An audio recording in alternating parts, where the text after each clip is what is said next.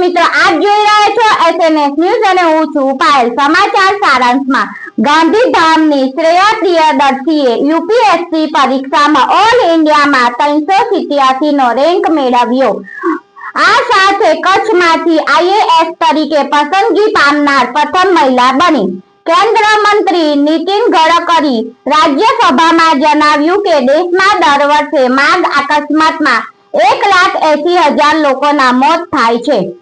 પાકિસ્તાનના પૂર્વ વડાપ્રધાન ઇમરાન ખાનની મુક્તિ માટે પાકિસ્તાનમાં ઉગ્ર દેખાવ, 100 થી વધુ લોકોને અટકાયત। અમદાવાદ અને સુરત એરપોર્ટ પરથી કસ્ટમ વિભાગે છેલ્લા 2 વર્ષમાં 288 કરોડનું સોનું સરકારી તિજોરીમાં જમા થયું।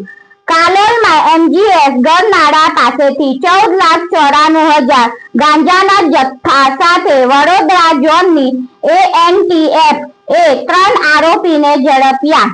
સરકારના જણાવ્યા અનુસાર મેદાની ટીમ ભારતમાં થોડા વધુ દિવસે રહેશે, જેમાં વોટ્સએપ સહિતના કાયદાઓનું પાલન અંગે ચર્ચા કરવામાં આવશે।